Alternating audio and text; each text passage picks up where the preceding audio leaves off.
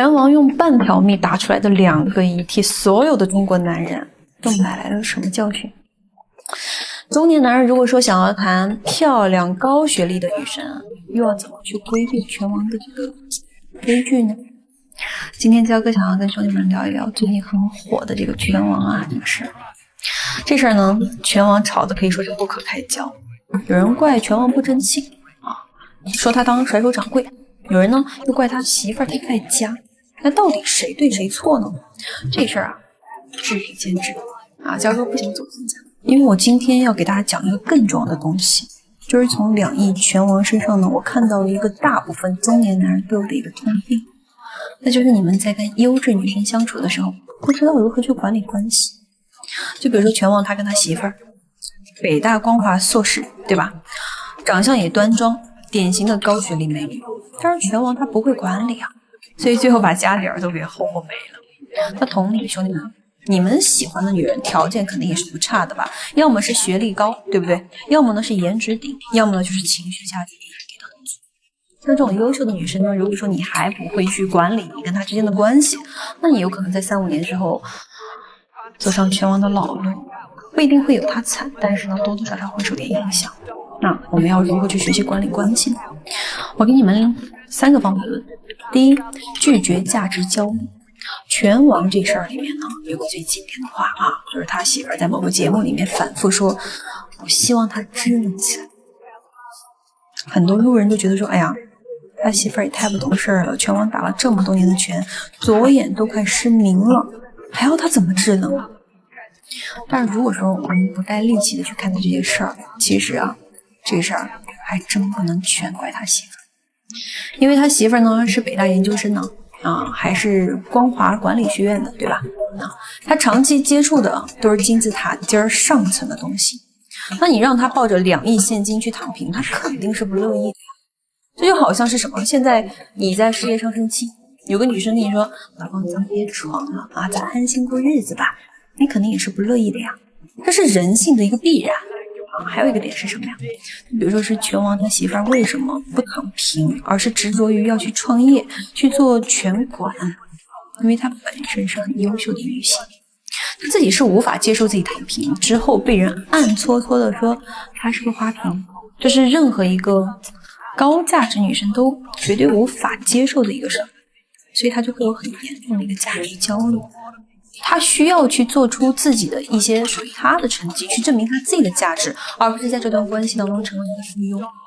很多兄弟都遇到过类似的情况，比如说上个月有个兄弟杰哥，他遇到一个，就他谈了一个比他小10多岁的女朋友。这女生呢，她是在国外学的是美术这个专业，然后这个女生啊，她是一直都在跟杰哥说什么，自己想开一个画室。然后就拉着杰哥折腾了大半年，烧了7位数，搞得杰哥那真的是焦头烂额。平时呢工作了一整天，晚上回到家还要帮这个女生研究画室的这个各种事儿，因为这个女生是不懂管理的，毕竟艺术家嘛，对吧？那杰哥可以说是被对方的整个这个焦虑价值呢抽着跑，一点时间都没有。那像这种女生价值焦虑很高的情况下，你该怎么去管理好关系呢？兄弟们，你们完全可以参考一下我当时给杰哥支的招。我让杰哥有一次给这个女生发消息是这么说的，我支持你做你自己的任何事业，经验呢我也可以给你分享，经济上呢我也可以给你拖地，让你去放心去试。那这份事业呢终究是你人生的答卷，笔在你的手里，方向怎么选，步子要迈多大啊，结果好与坏都得你自己去做主，你自己就得去承担。我愿意为你的野心托底，但是绝不会为你的焦虑买单。这句话的底层逻辑其实非常的简单，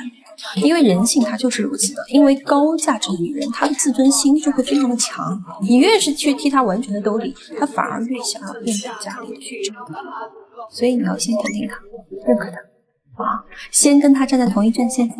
之后呢再把边界给她画清楚，她的事业她自己扛，焦虑别往别人身上去甩，这样你既能够保住格局，又不会被无意义的内耗拖着走，稳稳的能够转紧这个关系的节奏。OK， 说完这一点，这个价值焦虑吧。接下来呢，我们再来讲一下第2个点，叫做打破价值滤镜。我们还是回到这个拳王的故事里面去讲，好吧？我前面也讲了，他媳妇儿北大光华管理学院啊，对吧？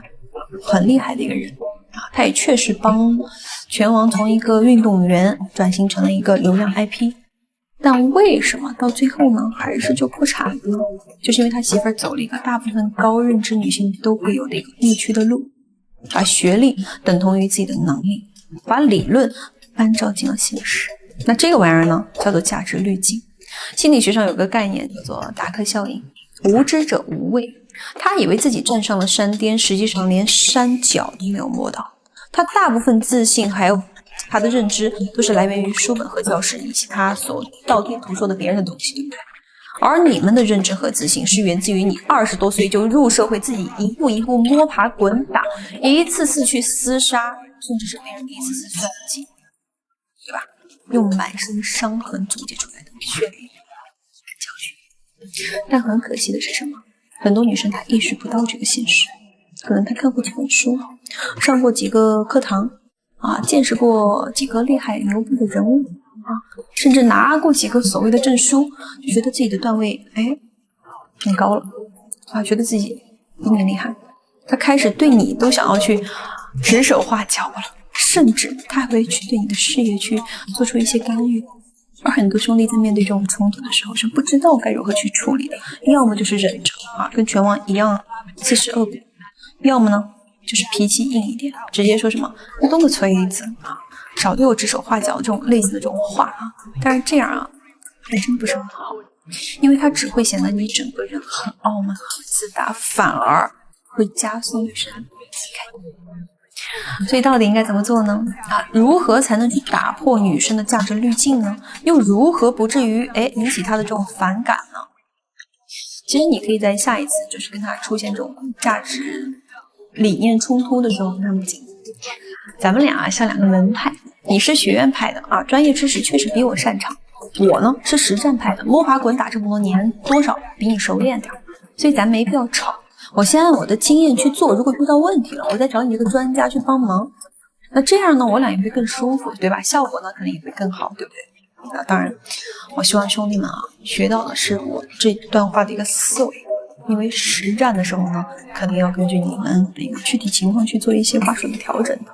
如果说你身边没有一个专业的人把关，不要冒失行动，好不好？焦哥希望兄弟们能够在行动前寻求更好的一些建议，或者说至少有个人给你兜底也是好好了，最后呢，咱们再来讲第3个点，也是最重要的一个点，就是你自己判断力。拳王这事儿的根本问题，真不像网上所说的那些什么是他媳妇儿不好，也不是拳王他自己糊涂，而是什么？因为拳王在每一次决策的时候都放弃了判断。要在拳馆里面安几百万的吊灯，要引进几十万一台的跑步机，这些我说实话都是非常离谱的决策。拳王他是一定有机会有权利说不的，当然他点头了，他选择不说，因为他深爱他的女人，他无条件的去相信那个女人，他选择自己不管所以他就只能自食恶果自然他就自己该去承担这个结果。这也是我想告诉兄弟们的，你可以去爱一个女人，但是你不能把人生方向盘完全交到一个女人的手上。她可以做你的大副做你最信任的伙伴，但是船长一定得是你。你不要觉得你是什么大男子汉主义，不是的，我告诉你们，这才是真正的对他负责任。你要用你更成熟的见解，用你更高维的认知，用你的这种经验，对吧，去带领着他去走向一个更正确的方向，去让你们的关系变得更加的优质。这个才是你一个男人真正该承担的责任。所以说兄弟们，